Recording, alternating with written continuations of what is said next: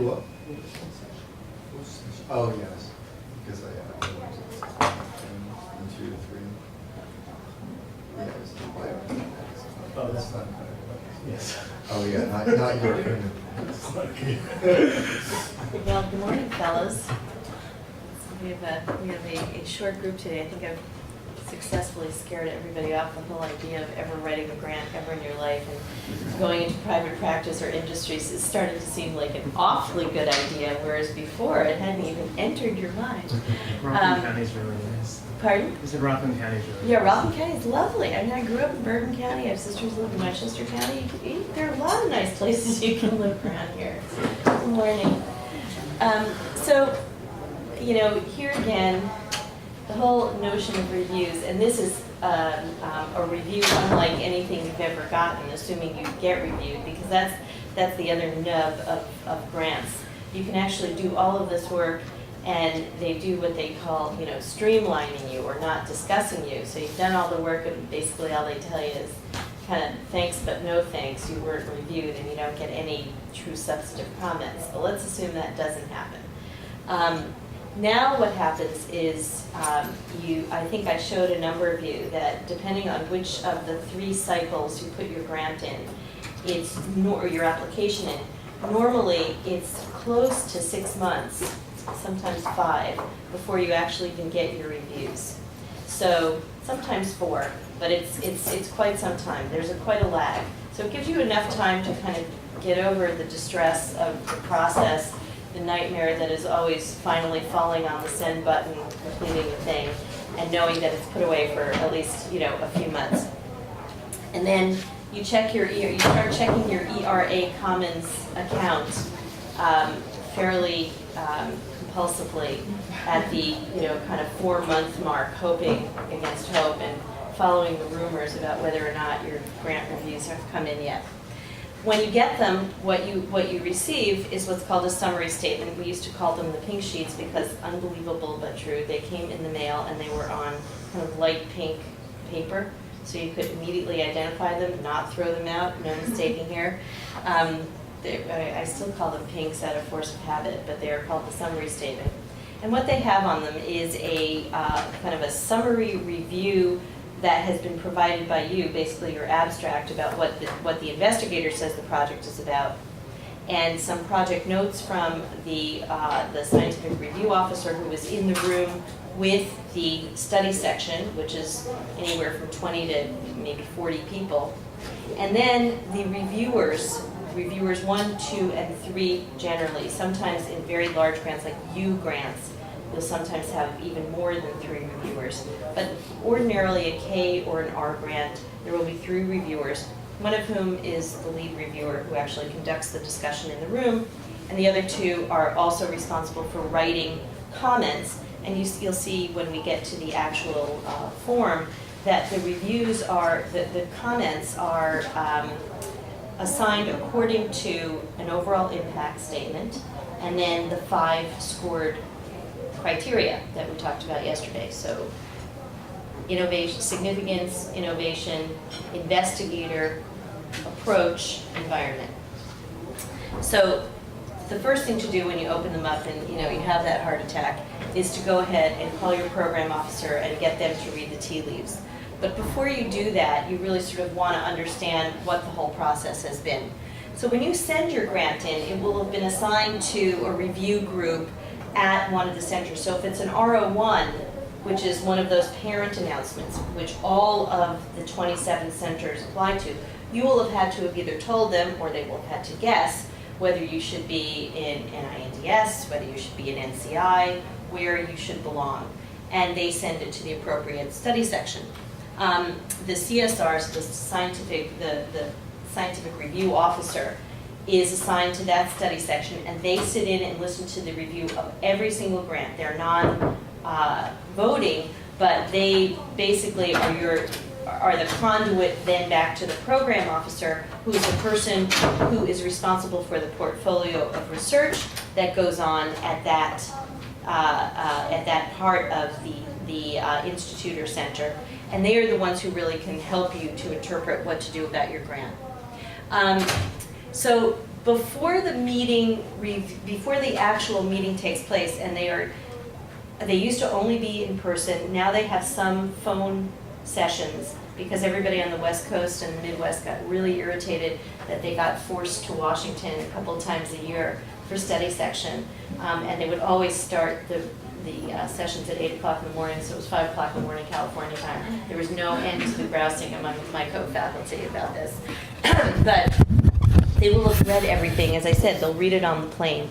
And everybody votes confidentially to what they think the overall impact is, and sort of where they are putting a nickel down on any of the 5 scored reviews. And within a couple of days, the priority score and the percentile ranking, a couple of days after the study section, that's when those will be available for you on the NIH Commons. You go through, you plug in your ERA, ERA Commons number, and that's what you find. And then usually a month later, the summary statement is available. But you understand that the study section doesn't meet the month after you've submitted. It's several months after you've submitted, because there are some rolling dates, and then they front load the study sections. So the preliminary scores for each of the reviews and the study section recommendations and the administrative notes of special consideration, which will be something like budget, that's all the stuff that you're going to get in this summary statement. And the core criteria that we talked about yesterday are these 5. So those are what make up, but are not the sum of the single overall score. And what you have to understand about this overall score, or the overall impact score, is that it really is, it's kind of a gestalt. So they don't actually numerically sum the 5 review scores. That's a separate score that's everybody's kind of general feeling about what the overall impact your study will have on the science. And it relates very strongly to how you describe what you think your overall impact is going to be. So when, that small paragraph that ends the specific aims page, and the several other places where you have to describe what your overall impact score is, what your overall impact is going to be from completing the science, that's part of what goes into their thinking and guides their thinking about, really, do they think you are going to sustain some strong impact on the field. And then each of the 5 gets the individual scores from 1 to 9. So here is what that 9-point scale kind of looks like. Something that has high impact is scored 1 through 3, moderate 4 through 6, and you can see lows 7 through 9. And then, sort of there is a attempt at a kind of curve about strengths and weaknesses. And you can see that they also try to give the reviewers some further criteria, that a 1 is really strong with essentially no weaknesses, and 2 is extremely strong with negligible weaknesses, which means, things could be fixed. So this gives you a sense when you see your scores what they think. And then they also then put the narrative comments that describe actually whether they think the weaknesses are fixable. They won't say to you they could fix this, but they telegraph to you, yes, this is kind of a fixable thing, or no, it's not. Fixable things are things like, for instance, they don't think your mentor is committed to enough time. So when you resubmit your K after they tell you your mentor has not saved enough time for you, the person has to write a letter of support that says, in fact, I am going to commit this much time, and even though I'm at Weill Cornell and she's at UCSF, we plan to meet 4 times a year in person, because we're going to go to the this meeting, that meeting, and the other meeting, and we're going to have quarterly, every other week telephone calls. That's the sort of thing. There's scientific things that you can fix. I mean, non-fixable is, we don't like your cell line, it's not going to work. Fixable is, you need more of this substrate, you need less of that, you need an additional RA to work on this, those kinds of things that you really think you can fix. A statistical analysis that they thought you did wrong. They're not going to tell you exactly how to fix it, but they're going to tell you that your analytic plan needs more of this, more of that, and by the way, get a biostatistician on your team So then you resubmit and you point out to them that you've redone the analysis and you think you're going to do, you've changed how you want to do the analysis and you want to do it this way. And then the final, this can be fixed, is something that is really probably the plague of young investigators, and that is you were overly ambitious. So you've given us 3 aims, but really aim 1 should have been broken up into 2 aims, and that would be plenty to try to do in the R21 mechanism, which is one of these exploratory studies, something like that. That's fixable, right? So the percentiles are determined, as I described yesterday, that there's a discussion that's led by the primary reviewer, and then everybody else gets, but everybody in the room gets to vote. So the primary reviewer is leading a discussion where they're pointing out through the grant, look here at this, look here at this. So that roadmap of giving them bolded headings, everything that they can immediately flip to and understand and appreciate what the lead discussant is telling them about is essential. Then they take these scores 1 through 9 for all the 5 scored criteria, and they average them, they round them mathematically, and they that creates the overall impact score. And then the percentiles are matched against the table of relative rankings for everything, all the grants that have come in to that study section for that cycle. Get it? And so the percentile, as you see, is a relative rank. And as I think I described to you yesterday, the NIH is a political body. Their budget changes every year. The monies that go to each of the 27 centers or institutes changes every year. And the priorities within the institute change according to what the lead of that institute believes is their highest priority and obligation. So you get a little flavor of the month about disease processes that make the news, or, we don't like to say this, but we pray for a congressperson's grandchild to get an orphan disease, because boy, do you get you're laughing, but it's true. So these are the kinds of things that sway why there might be money, why there might be specific calls for proposals as a result of the inherently political process. So you don't know how many, hi. Thanks for coming. We don't know how many of the proposals that came in this year are going to be the ones that relate to your particular orphan disease, but everything will then get ranked according to how much money they think they have. And then the percentiles that range from 1 to 99, and again, they round up. So we're going to watch a quick YouTube video that NIH made to sort of describe what happens in study section. And what I have been told by friends who sit on study sections is that this is not too far from reality in terms of how quickly grants are reviewed. So I'm going to hit the play button. 70% of the major discoveries and Nobel Prizes in medicine and physiology are attributed to scientists in the United States. Most are funded by the National Institutes of Health. Most applications for funding are reviewed through the Center for Scientific Review at NIH. Our mission statement is really to do a proper review. Proper means timely, and means fair, means without influence, so that NIH can fund the best application and the best research. Each year, CSR recruits over 20,000 independent experts from the scientific community to review more than 80,000 NIH applications. But for some, the application process may be intimidating. Lots of people are at different stages when they submit their first grant application, but the first time is still always your first time, and you're nervous. You don't really know what to expect from this process. Understanding our peer review process is essential to writing a successful application. This video will walk you through 2 fictional but realistic applications to help you better navigate the peer review process. You see how thorough it is, and how the decision is based on scholarly merit, on science, on innovation, and that is what makes peer review second to none in this country.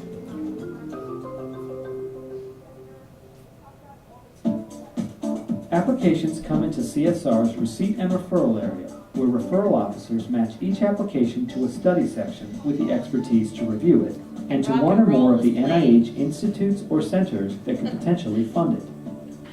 Each application is assigned to a scientific review officer, like Vonda Smith and John Bowers, both PhDs and former researchers.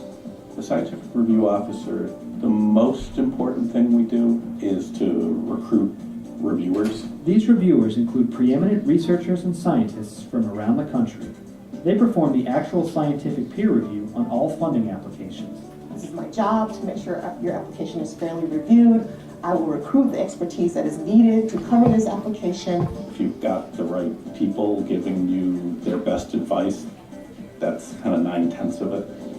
Once the peer review committee has been recruited, your application will be assigned at least 3 reviewers. Before the meeting, these reviewers will read your application in detail with an eye toward NIH's core criteria, assigning scores for each and providing preliminary overall impact scores of 1 through 9. Reviewers will also consider issues such as the safety and appropriateness of research involving human subjects and vertebrate animals. The 3 reviewers will also write critiques covering the review criteria, so when the peer review panel convenes, they're ready to discuss each application in detail. And John Bowers, I'm your scientific review officer for the day. I'm going to go through. The peer review meeting begins with a statement by the SRO, stressing the confidentiality of the review and the integrity of the review process, and discussing other important issues. Okay, let me call this all to order. Thanks for coming, everyone.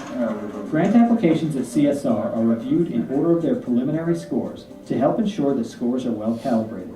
Reviewers begin with the best scored application.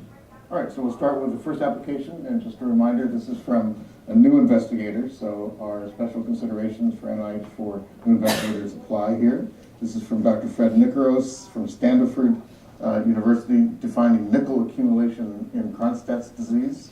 The reviewers are David Granger, Brian Hoffman, and Martin Filbert, and we'll start by just going around to the 3 of you and getting your preliminary impact scores. I was less than enthusiastic with a score of 5. 5? Okay, great. Brian? I was very enthusiastic and came out with a score of 2. Martin Filbert? 2. 2. 5, 2, 2. David, just give us a quick summary of the substance of the proposal and then your review comments. Yeah, this proposal uses high-density micro and nano-electrode arrays from a talented analytical chemist to determine the distribution of nickel. On this particular application, I was assigned to be the primary reviewer.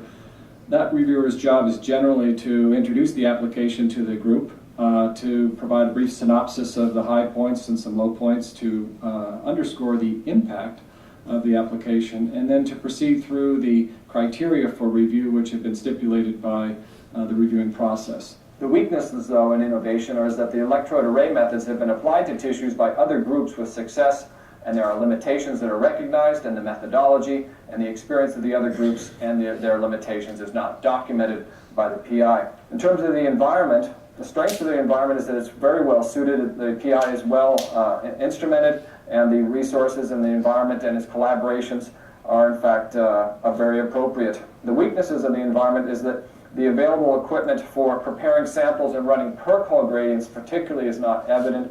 Access to fluorescence microscopy is detailed but not adequately described. I found that the overall impact strength was in defining then the intercellular distribution of the accumulated nickel in conditions of nickel overload and in the direct approach to the successful elucidation of these towards a new therapy. So overall, a balanced enthusiasm with the new investigator I found very nice for this particular PI, but I found numerous technical concerns. Thanks, David. So, Brian, if we can move to any of your views that are complementary or contrasting. I think I probably underweighted some of the flaws, didn't pick up on them or didn't weight them properly because I was so really enamored with these strengths. And I appreciate his reservations, but I come from a different direction because I was so taken with the methodology. After my review, then the secondary reviewer, Dr. Hoffman, tempered some of the negative points that I had brought up and proposed an alternative view and proposed some other strengths which I didn't see in the initial read and the initial review. Dr. Hoffman raised the points about the broad significance of this work. that I think really began to turn the minds of the committee. I agree with Brian's assessment. This is a highly innovative proposal from a junior investigator. It uses novel technologies that I think are going to provide great answers. Moreover, I think the innovation is heightened by the fact that virtually nothing is known about Cronstedt's disease. Great, thank you. So let's move into a general discussion, and here we're really looking for your comments on aspects of the application that you think will really drive our consideration of the score. So, Gail? Yeah, I had a question just because it is a new investigator, it's a complex system and a as yet relatively uncharacterized disease. What do you think the new investigator skills in terms of troubleshooting or at least having access to collaborators that may help in that respect? You're right, he is a new investigator, but nonetheless, in this application, he surrounded himself with general competence to, I think, allay my problems with any confidence in his ability to go to his collaborative team and to adjust his bandwidth within his expertise and go to his collaborators where it's appropriate. What he hasn't brought to the table in his electrochemistry, I think he'll gain and gather from his collaborators, and so it makes a good team and a good match. Any other comments, Mayor? I can go back to the first reviewers and see how you now consider your scores in view of the comments around the table, the nature of the discussion. David? So I think I'm a bit too harsh with my 5, and I would be willing to reduce my score and increase my enthusiasm based on what I've heard from my collaborators and my friends here at the table. I guess I'll go to a 3. Okay, so thank you. And Brian? I'm no less enthusiastic about the methodology, but the framework in which it's embedded, the experimental framework that David's pointed out, weaknesses of, I mean, I have to come up a little bit, and I'll meet him at 3. Thanks, Brian. So 2 3s, and Martin? Yeah, I'm really sold on the innovation here and on the promise. So I'm going to stay at 2, especially since our comments are going to be communicated to this investigator. Okay, so thank you. So strong enthusiasm for a new investigator, some reservations about the methodology and how well it will apply to the disease model. So 2, a 3, and a 3. Terrific. Okay, so let's record our final scores. At the end of each review, the rest of the panel confidentially scores the application. The discussion really worked, did what it was supposed to do, which was that the group evolved in its thinking and reached a place where I think they felt quite positive overall about the application, strongly positive about the investigator, and felt that he would find his way. Okay, so next we go to a revised application from Dr. Paco Varnashi, Falling Water Medical Center. This is antigen-presenting tumor fusion hybrid immunotherapy of malignant hepatoma. The reviewers are Gail Eckhart, Bill Kantz, Gina Petroni, and a discussant is Martin Filbert again. So if we can go around and get your preliminary in-depth scores. Gail? You know, I really struggled with this application, so I gave it a 5. Okay, 5. Bill? I had significant concerns. I gave it a 6. 5 and a 6. Gina? On initial review, I gave it a 4. 4, 5, and 6. And Martin? 7. Okay, and let's go back and then get your evaluations. Gail?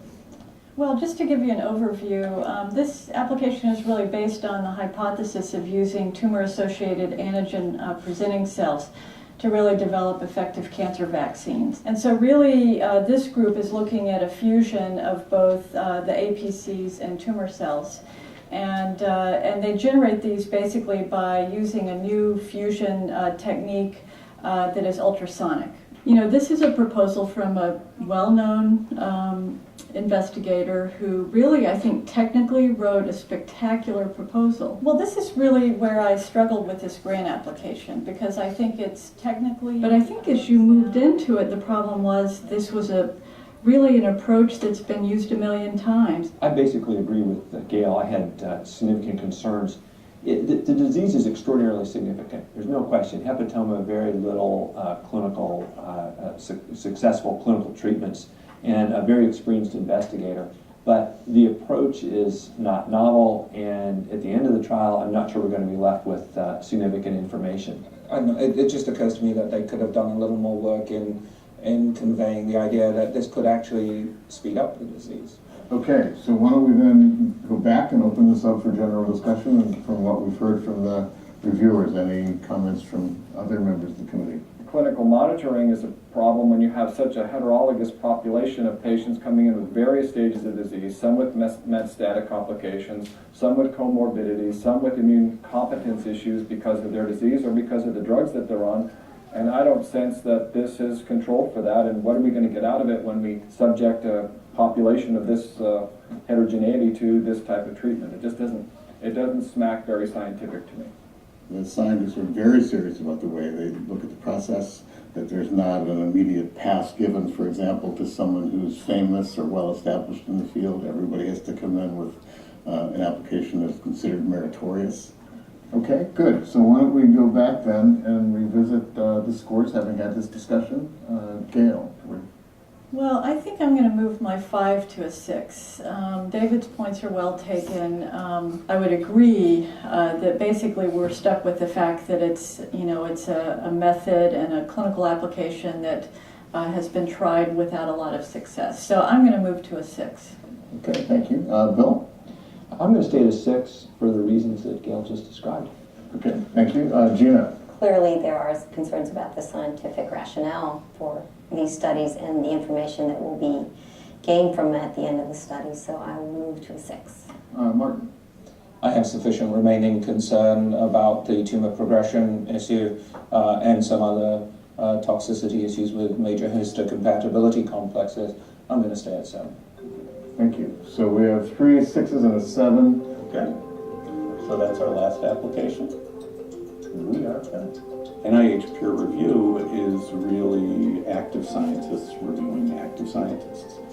Thank you very much. You've been a great panel. At the end of the day, it's their advice that we value the most. The review panel does not determine funding. They score each application on its scientific merits. After the review meeting, the scientific review officer writes a summary of the discussion and releases the summary statement with the reviewer critiques to you and the assigned NIH institute or center who will make the funding decision. Once the review is over, the interaction between the applicant and the NIH is through the program officers. The program officer will also interact with the applicant after the review process to give advice and guidance as to whether or not an application will be funded, and if not, how that application might be revised the next time so that it could be funded. NIH is looking for groundbreaking projects supported by great science, science that will help to make giant strides in medical research.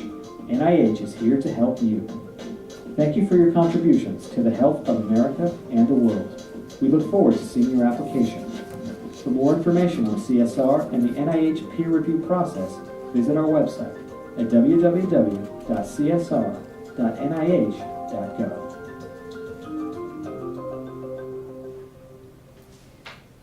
So, there you have it.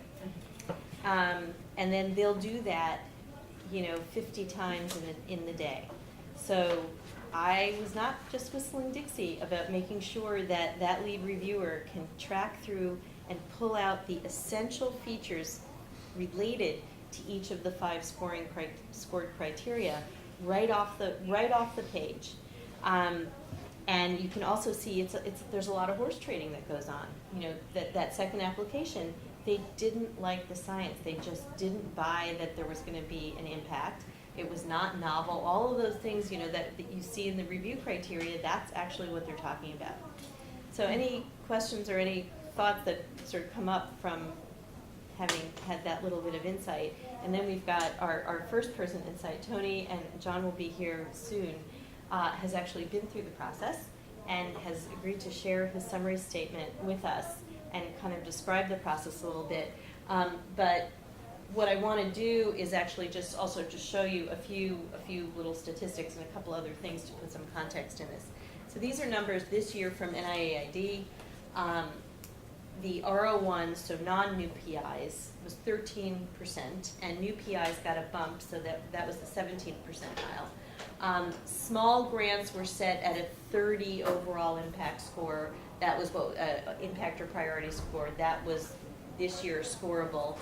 R21's the same, was the 30. So if you figure that what they do is they take that number and multiply it by 10, so you had to have at least a 3 an average of 3 score on everything in order to be at 30, right? So again, you know, lower the number, the better the score. It's a high bar. Hey, John, thanks for coming.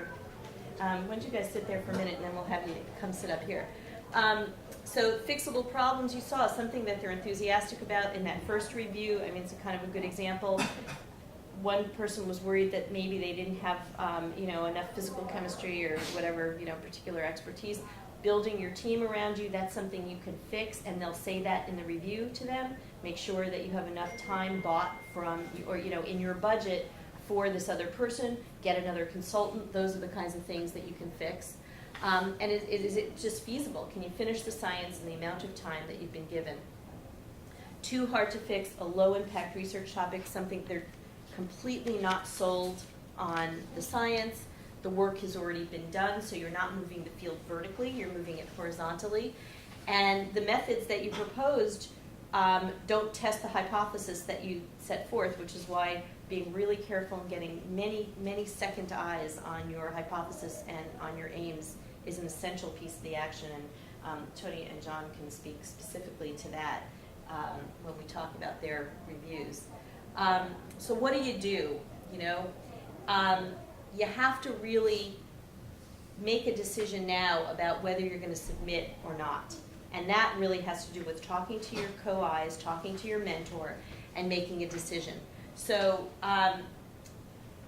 you contact the program officer, not the scientific review officer, as they point out.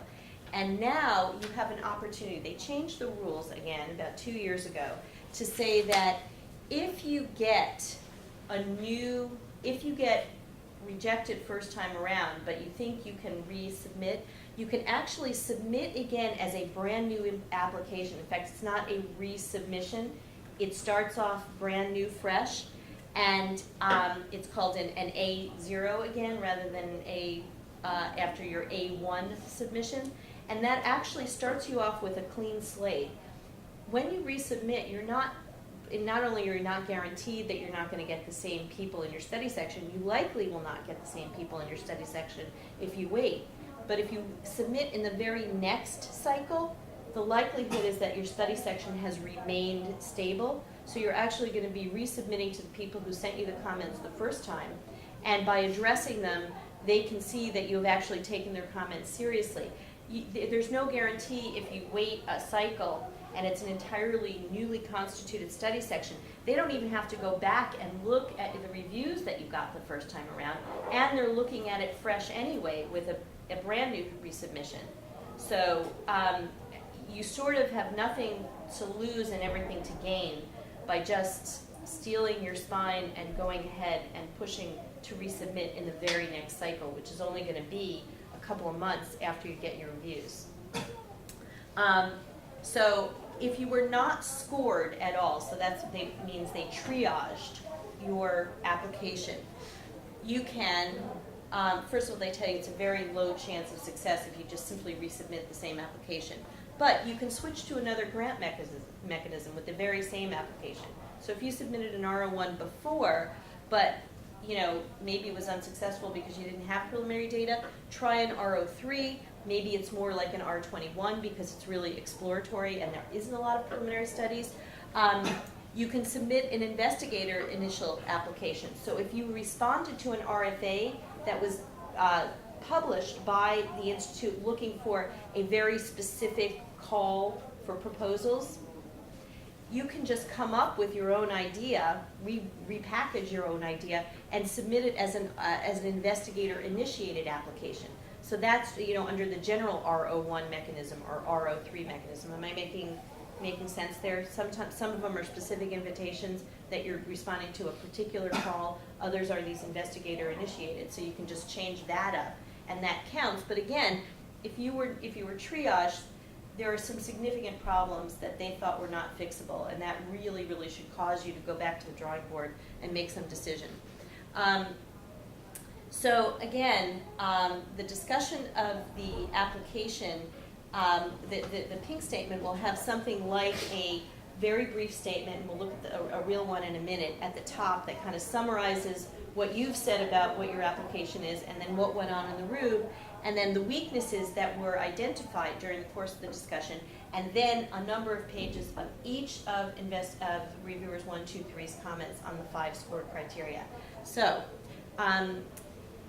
Sarita, can we pull up, I'd like to introduce John and Tony. You guys come on up here.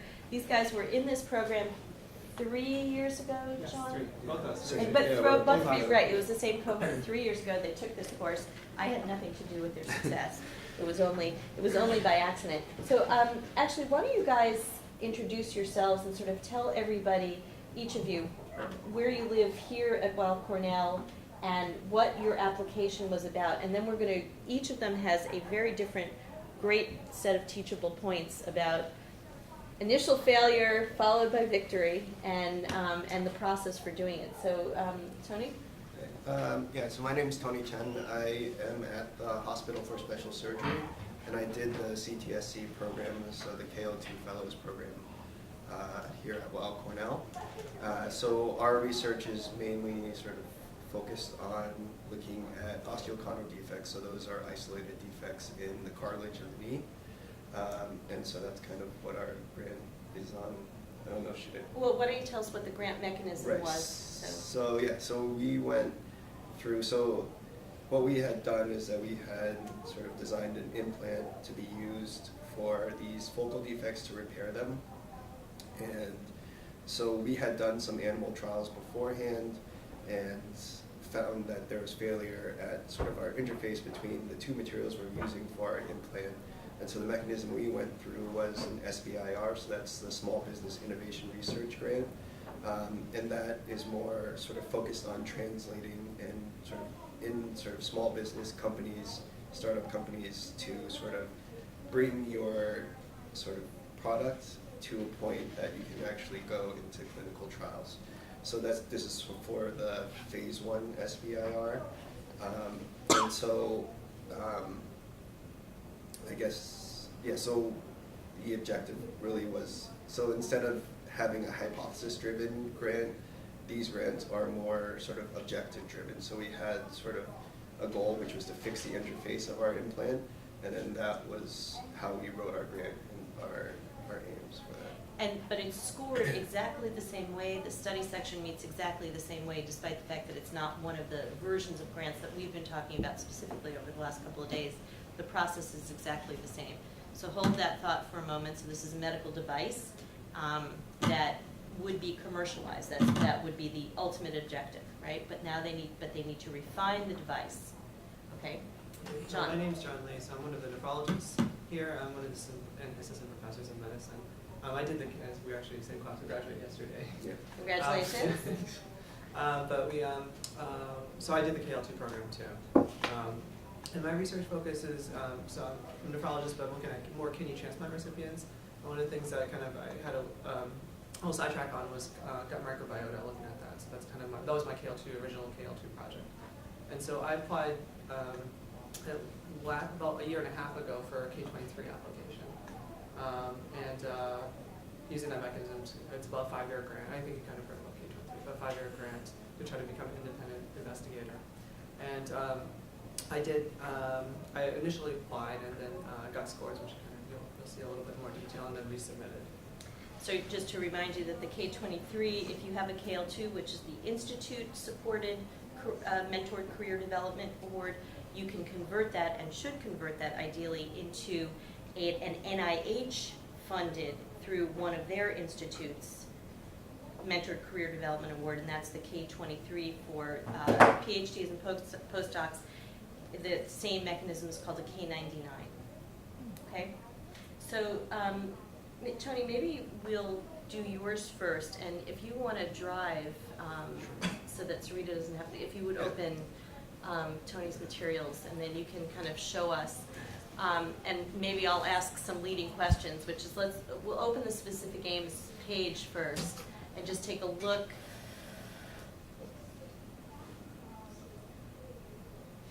There. Yeah, so so I said this is for the SBIR phase 1.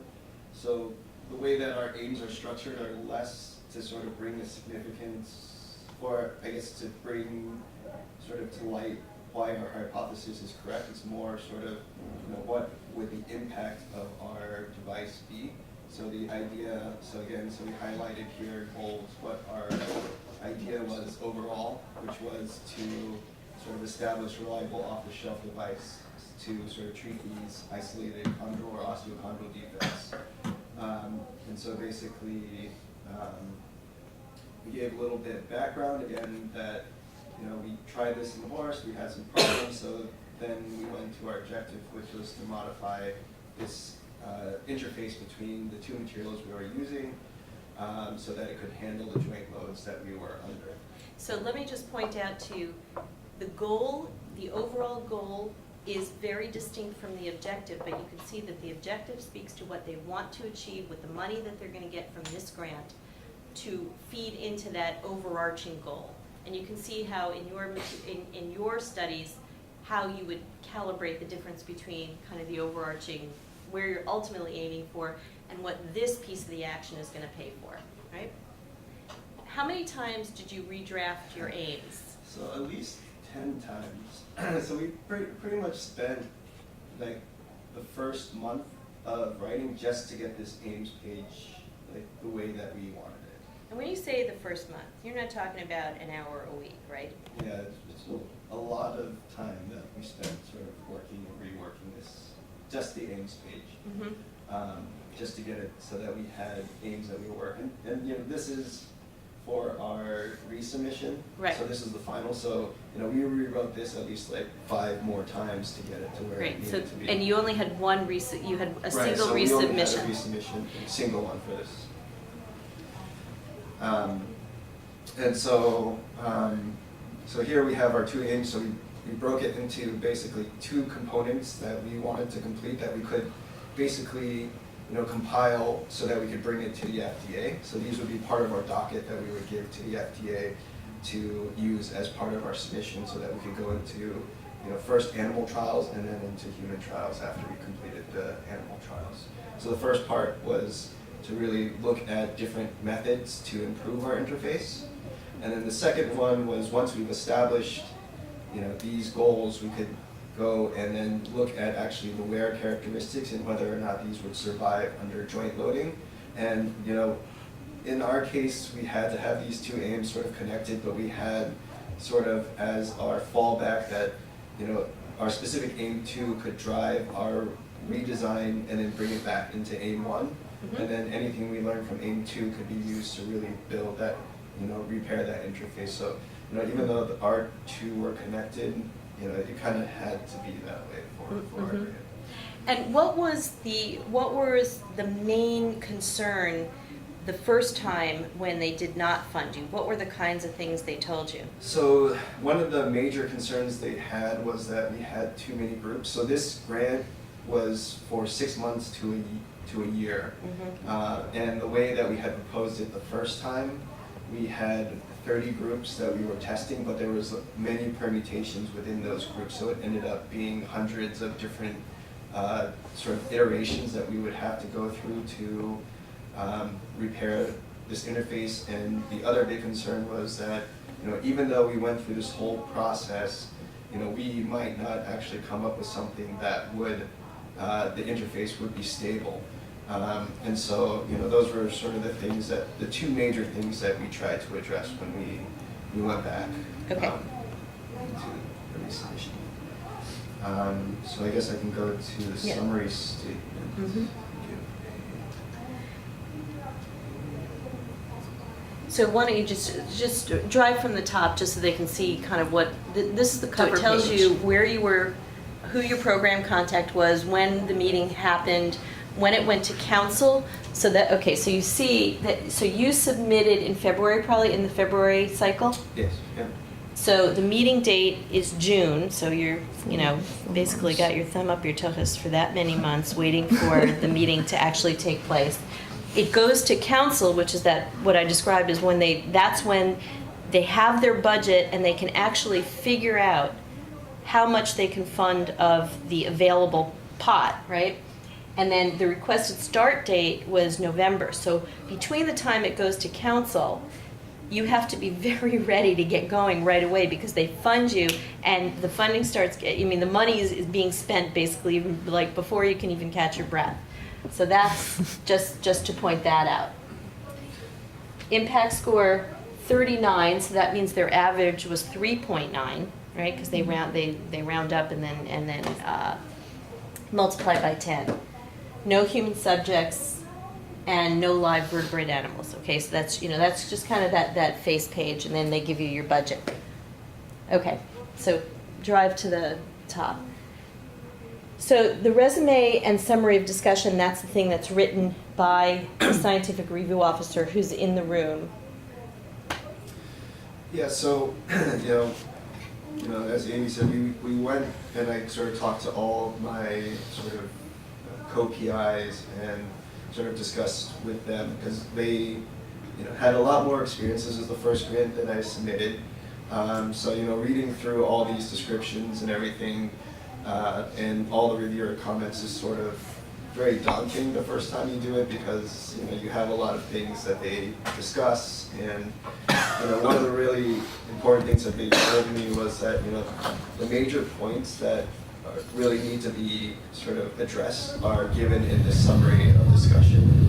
And those things that are really needed to focus, that I should really focus on when, going back and addressing these comments. So wait right there for just a second because I want to show everybody a couple of things. First of all, the language that they use is consistent across every grant. So they're talking about there are some weaknesses. Overall, reviewers identified several moderate concerns and weaknesses. So in that little graphic that I showed you, where they described that a 3 is many strengths but some moderate weaknesses. Moderate weaknesses are those that, with effort, can be fixed. Minor weaknesses are things that are really kind of negligible. They're not going to ding you on. That you may have gotten a 2 for that. Okay, so they were somewhere between 3s and 4s on these things, which they had. Again. This proposal may produce an off-the-shelf osteochondral defect filling device with good potential right out of his grant, right? So these are the kinds of things. They're going to be cut and pasting as much as they can from what you did. So, and then we can drop the description. That's your 30, there's your 30-line thing, right? That's another place where that 30 line appears and your public health relevance. Okay, so critique number 1. You get your overall impact paragraph, which is that sort of gestalt-y thing, and then if you drive down, each of these will get the strength and weakness. All right, and that overall gestalt paragraph that appears at the very top, well, that is the excerpting of each of these. So how did you go about even analyzing your summary statement? Yeah, so I got pretty good advice, which was to really break it apart and sort of, look at different, break it into different points. So this is sort of what I did. So I actually color-coded it by reviewer and then broke it into different components that I thought were sort of similar in topic. So here I put down market. Can you actually make that like 125% yeah, or something? sure. It'll be easier to see. 150 even. There we go. That's good. Yeah, so I broke it into the market, so what they had to say about market, so it wasn't too much. So mainly, you could see that a bulk of it was about the implant manufacturing use. So that basically, to me, implied that we didn't do a good job of describing how we actually made these devices. So that was one of the major things that we had to go back. So, I gave myself little notes as under each topic of how I could address these sort of things. And then, here's the next point was sort of looking at the study design.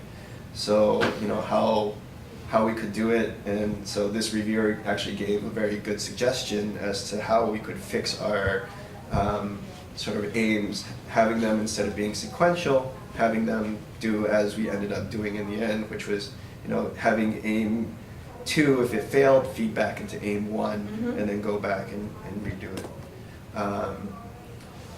And then, budget concerns.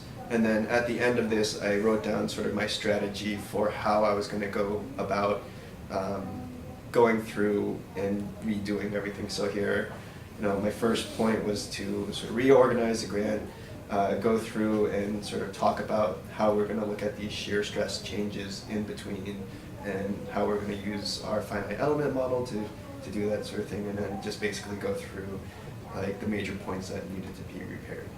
So if you drive back to the summary statement for a second and go to approach, I just want to show everybody what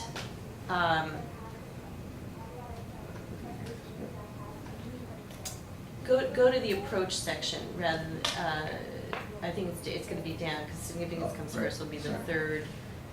Yep. Okay, so they do note all the strengths, and that's how somebody who liked this application would use those to try to convince everybody else in the room as to its strengths, but here you have the weaknesses. Okay, and you can see they do a very close scientific read of what you've done. It is not cursory at all. Take a look at reviewer 2 just to see.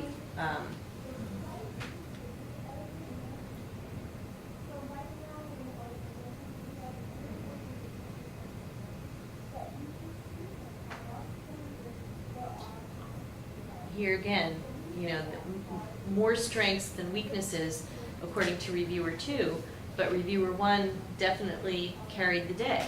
But they give good advice here. A description of the original interface would be helpful to assess the chosen geometries.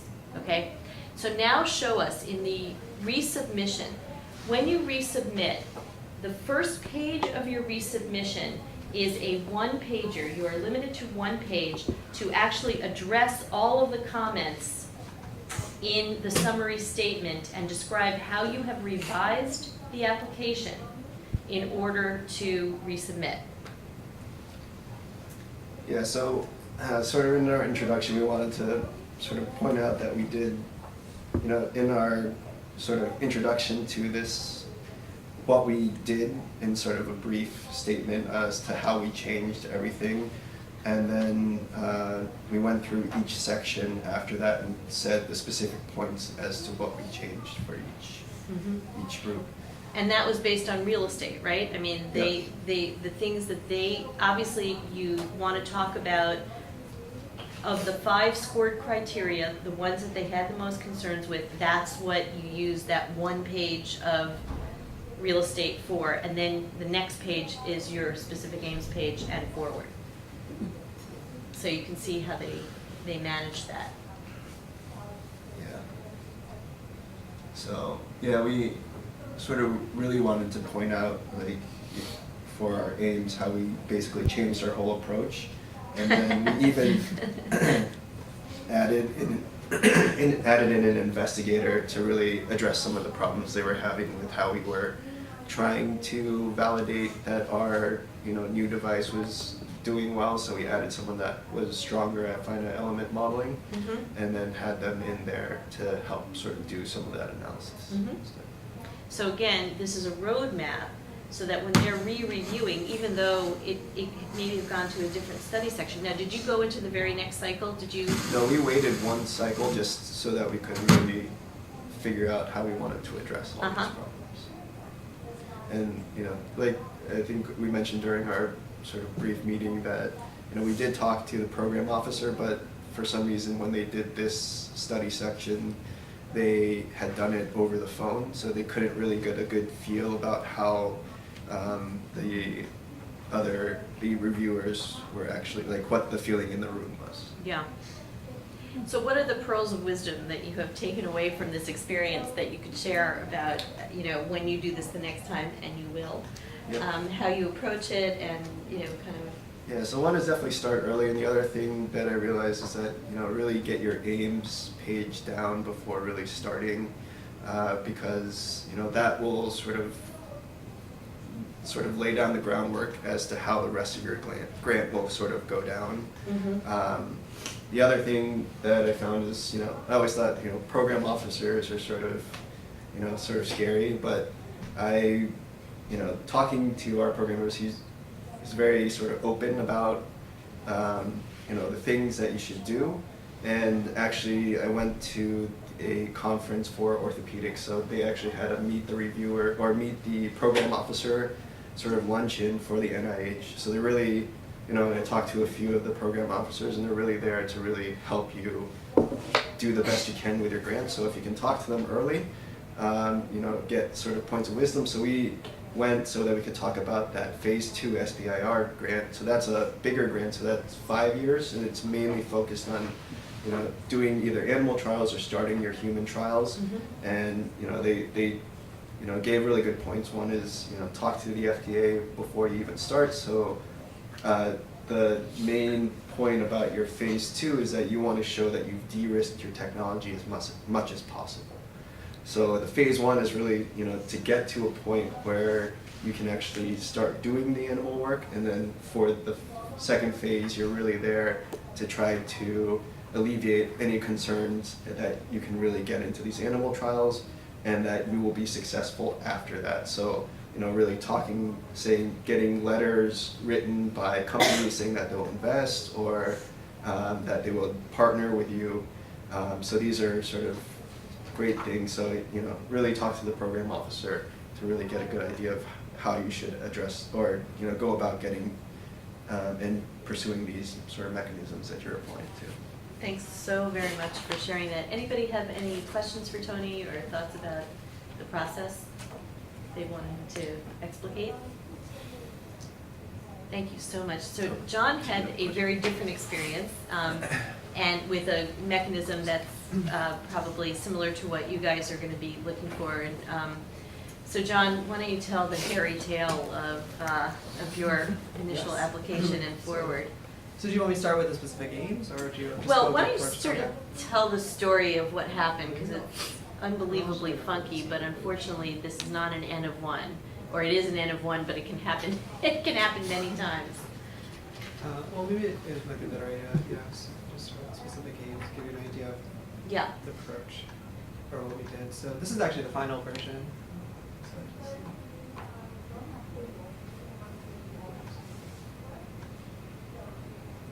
So again, my work was looking at the gut microbiota, which hasn't been really studied in kidney transplant recipients, and kind of profiling. It's a very translational study of profiling the microbiome using special technology called 16S RNA sequencing.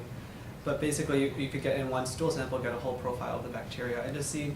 I think initially I proposed looking at the changes after transplantation, and the second part was looking whether it's related to acute rejection of the transplant kidney and tacrolimus dosing. And this is because we had some preliminary work, which I guess one of the things with the K23 is they kind of do like to see some preliminary work, which was actually really great for the KL2, because the KL2 actually led me to actually publish these papers, a couple papers on the pilot study from the KL2. But I think, so that was kind of our approach. And actually when I thought about this, one of the things, as he mentioned, is I don't think the program officers, you know, as scary as you think. So I think it is really good to reach out to them earlier to test your ideas out. I did that. I emailed kind of, this is my approach. She said it was okay, and I thought being, you know, NIDDK, because that's where I applied, so the Diabetes Kidney Urological Diseases Institute, basically, digestive diseases. So I figured it might be a good approach. I mean, there was another possibility of applying to NIID, but I'm a nephrologist, so it makes sense to go to NIDDK. At least I thought.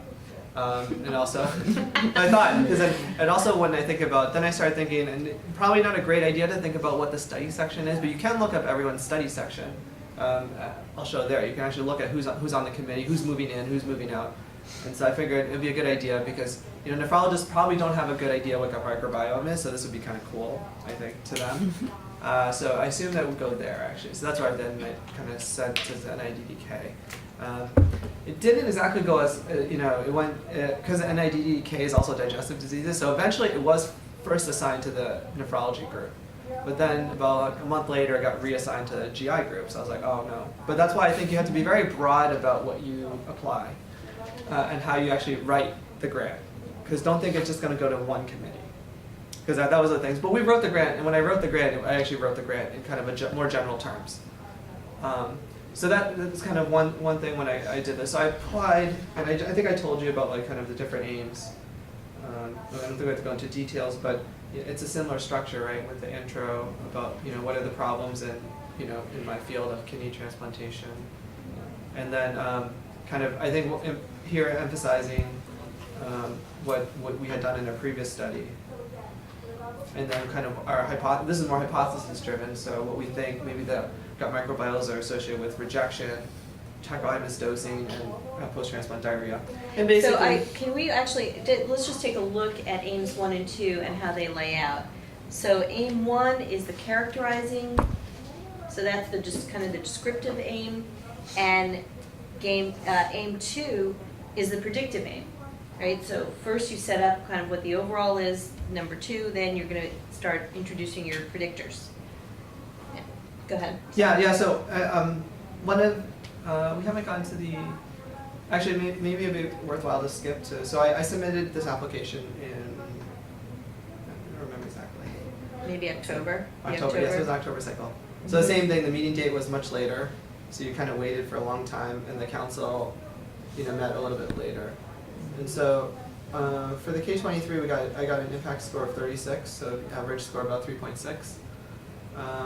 It's just the kind of costs. And I think, just to skip to the part, which is what I think, I'm sure Amy mentioned a lot, was actually probably the most important portion of this is here, which is the summary discussion, because they'll highlight.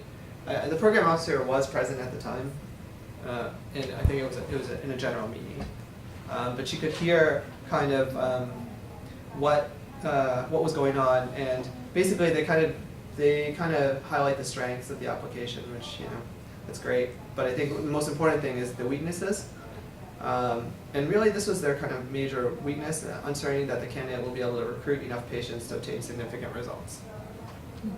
And so I'll go quickly through. But then when you call then the important part is after this calling the program officer, because you'll get a sense of what was also said, and try to do it early. I think as much as you can, because it'll be fresh. But they do take notes, and I think they do prepare when they call you. And basically, she said one is this is what they said here. The other thing that I didn't know is that they basically, and you can read it in the reviewer once, but they also thought this was kind of look-see. This was a little different from my first, where I was just like, let's look at the microbiota before transplant and after transplant, which I eventually eliminated out of the grant, but before and after. And then basically it's like, look, see, and what are you going to do with these results? Basically, if you have the results, although I kind of said it in the plan, I wasn't very specific, and I think that's the important part. They basically said to be more specific about what you wanted to do. So if you have these results that show a difference between rejection and no rejection, how are you going to use it?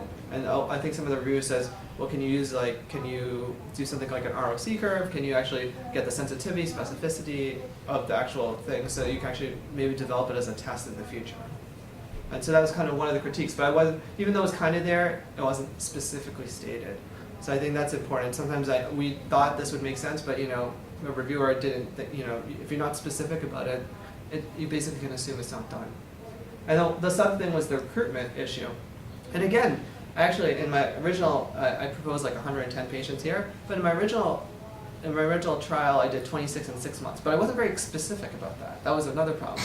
I mean, if you think about that, and I'm thinking a 5-year grant, you can multiply the totals, and you would get the fact that I could recruit everything in 2 years. But then I had to be much more explicit about that, I think, in the grant. And so that's kind of how and there's a lot more critiques, but I'll show another thing that I thought was a little interesting about this, which was, and I was always puzzled by this, but I think I understand, having been on a committee, I understand. So this is critique 1. So it is, and this is important though for K23, even though because I got everything together, a lot of the work is actually getting all the mentors together, writing all the letters. It's really a lot of work. But basically, they really just this reviewer really just kind of dinged the research plan.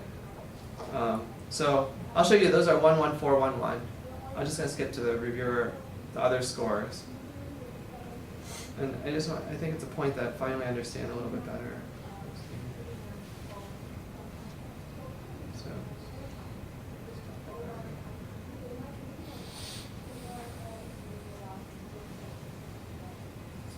Oh, here, 2. So there's like a 2, 1, and these are the criteria that I think for the K23 is a little different. But 2, 1, 4, 1, 3.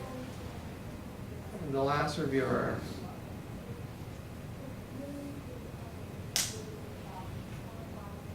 was like 2, 3, 4, 3, 2. And I was like wondering, if all these numbers I add up, they don't add up to 36. And I was always puzzled by that. But they don't. And the reason why is that what happens is these are the scores before. Then this is kind of their thought process. Then they talk about it, and you don't exactly know what they talk about. I think they talk about it, and even though like and it's not weighted. It's not weighted that like 20% is like I think is it supposed to be? No, it's not. I don't remember. They're not weighted. They're all given the same, but also the other people in the room are voting. Also. Yes, they are. So these are the 3 reviewers' scores, but everybody else in the study section weighs in. Yeah. Yeah, so in essence, when you have all this, they all weigh in. And what ends up happening is, like, even though that person said 11411, what I think eventually happened probably is that they fine, candidates fine. I don't think they had an issue about like the actual that and the mentors and stuff like that, but they had an issue with the research plan. And that's enough to actually pull it way down, actually. And that's what happened, I think. It just got pulled down because of the overall impact is also, they tell you it's They do. gestalt. It is not actually the values, sum of the, it doesn't work out mathematically. It's close, but it's not exactly the same because there's this horse trading that goes on and they bump you up a little bit, or they, it's a very subjective experience that has not a veneer, but an overlay of objectivity, because everybody's supposed to be using the same criteria, but it hits people different ways. Yeah. So, and I think that's the thing, and that's so. I was puzzled by that, but then having been on a committee, what happens is people talk, and then they kind of say, well, I think this is a real problem. I think the research plan is a real problem. Someone probably said that or something, and then if you think about even he's a great candidate, but the research is not exactly where they want it to be, then why should we fund it, basically? So what ultimately happened? How did you end up going Yeah, to... So one thing is so then eventually I scheduled a meeting with the program officer to talk about this, and that's where I got some of the more information. And then they said, there's another curveball in this, is that they said that, even that they met at the council and they decided that the goals of this project are not in line with the mission of the NIDDK. And so they said they basically wouldn't take it as a reapplication. So they said, you should try the NIAID, which is infectious allergy. So that actually caused a little trouble, because one is that now I know that all these reviews, I have to respond to all these reviews, but there are also possibilities of, like, I don't know what the transplantation study section will say. We are actually, so in the design of the second submission, 1, we had to review that, and 2, we had to think that what is transplantation? One of the things I did was, like, I wasn't as specific about acute rejection here, but there are different types of acute rejection. And if I think I walk into a committee who's very transplant focused, and I don't make this distinction, I think they would actually have lots of trouble with it. So we kind of had to, 1, revise it there, and 2, revise it. 1, revise it for the critiques, and 2, revise it for the actual different study section that we suspected would be where it would end up. And so, yeah, so that was, you never know where it's going to go. I've heard that people sometimes get bumped around, I think. But I think that's kind of important. But we, so I don't know if there's any, like, so we submitted, I don't think it's details, but I think the most important thing is, one of the most important things is whatever you get back, you should respond to. Because I've been in committees and they, like, some people don't respond to specific questions about statistics or whatever. And that reviewer is still on the same committee, and he's like, you just didn't respond to my work. Like, I made this is an important point, can this powered right or whatever, I forget the exact details of it. So it's important to actually, even though it may not be, the most, it depends on how out the reviewer actually is on it, but if at least you think you can respond to it, you probably should. Right. Yeah. And the idea, the way Tony managed it, which was grouping like kinds of reviews together, so that you can then really kind of allocate your real estate on that 1-page intro, which describes as a roadmap how you've revised in response to their reviews, is really, really important. There is not a word to waste on that page. So this is my intro. I was like trying to pack a lot. I think with the newer version, it actually fit in one page, but.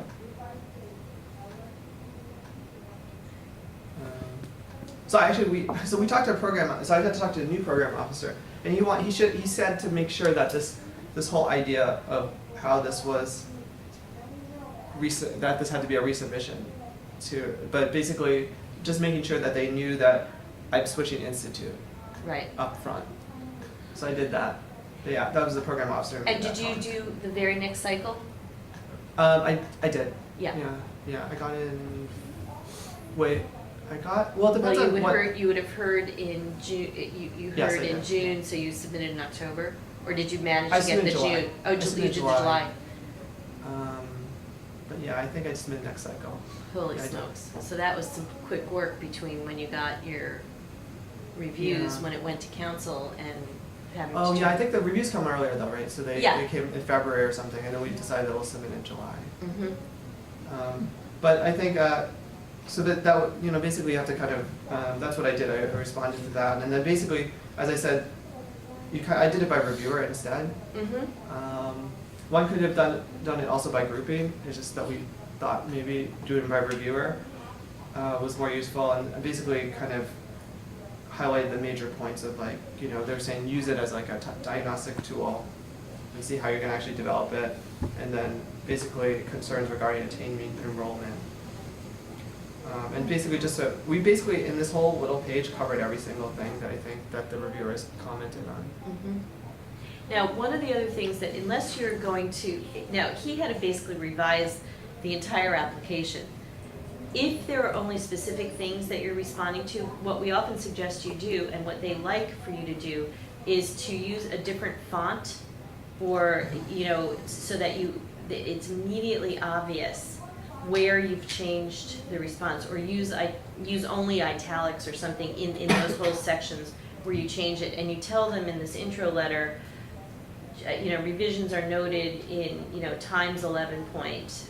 The rest of the application is Arial 11 point or something like that. Shashi, you had a question? Did you? I did. Okay. No, just in hindsight, I guess, is there anything at the beginning that you could have done or wish you had done to kind of know ahead of time, like, oh, I should send this to NIAID instead of NIDDK, or is this just like a random thing that happens?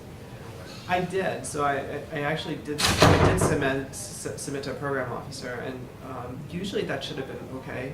I'm not sure exactly what happened down the road, but then in hindsight, I guess I probably should have thought of like, where would you think that this makes the most sense, and not exactly in my background, being a nephrologist.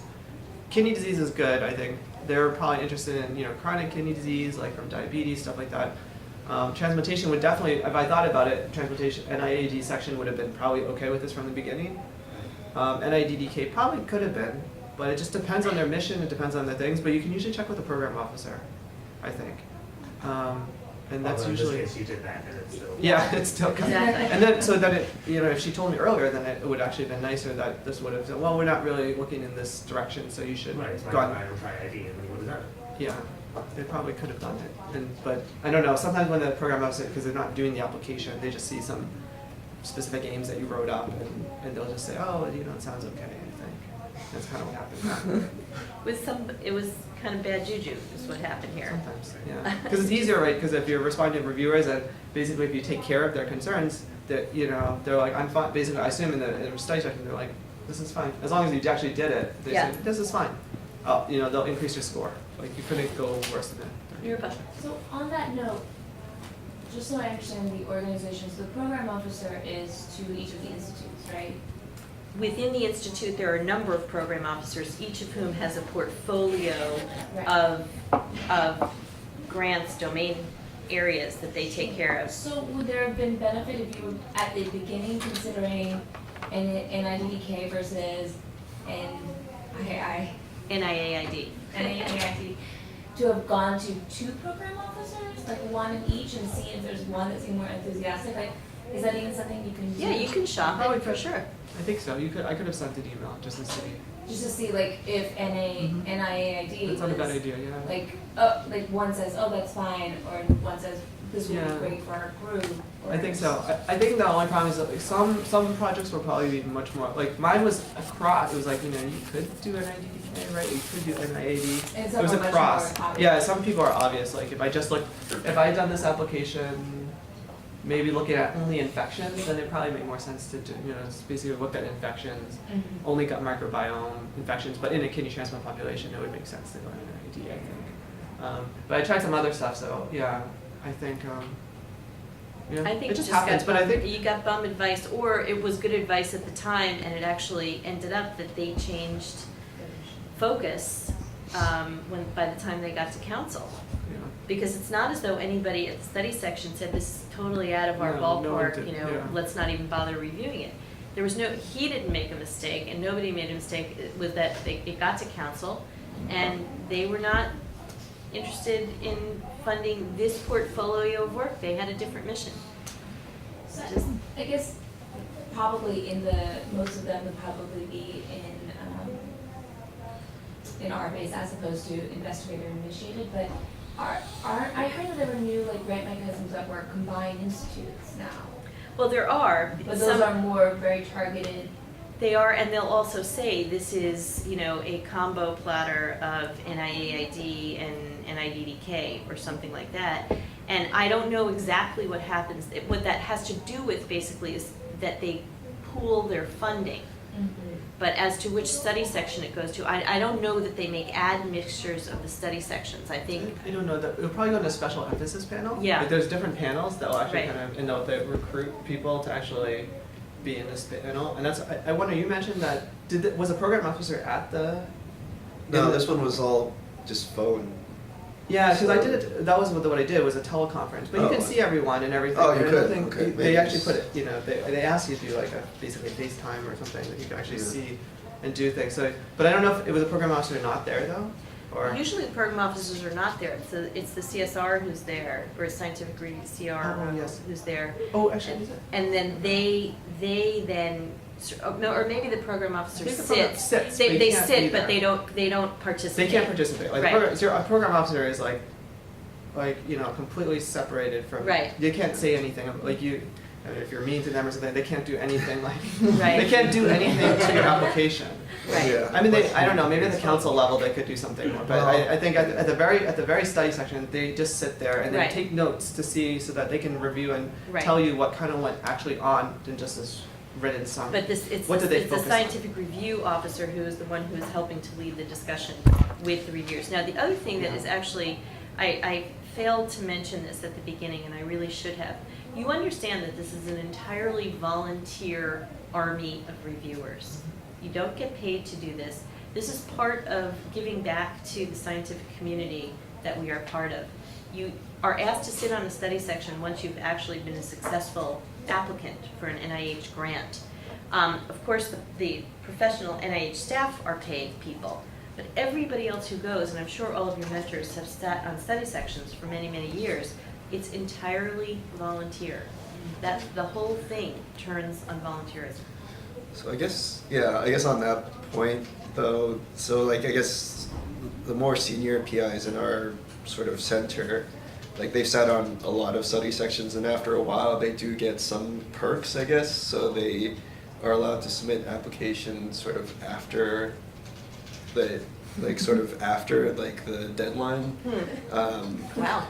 So that's one of the perks for Wow, them. I've So never then even they heard got that. so that was something new that I heard. But apparently, just because she's so senior, they said that you've sat on so many study sections. We know who you are. We know your work. So we trust that you'll put in an application that will be good, so then you can put Holy it in after. smokes, So, that's interesting. yeah, so that was something that I thought was kind of interesting. So you don't get monetary perks, but Yeah. you can get some benefits Wow. added over time. Good so. to know. I'll mention when I originally applied, I was on, actually at the time, you could only submit a K23 or K08 application once. I mean, with one resubmission. So obviously I was extremely nervous to try to put this together, because if I don't do that, then I'm not sure where the research would actually go if I didn't get it. But now it's different, right? Because now you can resubmit again, right? You could apply and then resubmit, and if you didn't get it, you could still put another application in. As a new application, and that actually gives a little bit break. And I think the most important thing was that now I'm starting to think of other applications, but at the same time, it's just worth trying. If you can put it together, obviously I wouldn't put, if you could put it together, I wouldn't worry, and you would kind of see what the reviews are, and you never know what's going to happen, because sometimes they could can completely triage. Although NIDDK actually, I think, reviews all K applications, from what I heard. They just review them, no matter what. If you submitted a K application, they'll review it. But some places don't, actually. I don't think some of the other institutes don't do that. But if you apply and then you get some reviews, it helps you try to figure out what your weaknesses are, and then you can try to address them. So. You had some preliminary data. Did you have prior funding to do that from a different application that you had already submitted? But I remember, so when I was applying this, there there was a person who did this kind of similar study in the bone marrow transplant population at Memorial, and he shared me his application. And I think, so the preliminary data, I think, just has to kind of be there. Like I had a KL2, so then after the KL2 we published this data, so it was a little easier because they didn't really question the preliminary data. But I remember in his application, he actually only had, he was a second author, and I don't think he had any funding to do it. I think they look at a larger picture. I mean, one's to look at, because I don't think they expect that you have to, have these first author publications. It's nice, obviously, but he didn't have a first author publication, he still was funded. I guess my question is sort of the reverse of that. Like, if you do have a grant already that your professor has that is funding some version of the study, and your grant sort of overlaps with that, how much overlap is acceptable between something that's already funded by an NIH mechanism and a grant that you're applying for that's like a totally different mechanism? Do you want to answer that? I can try. It depends, I guess it depends on how much overlap. If it's not like the same project, in terms of that, then I think, because they're going to see it.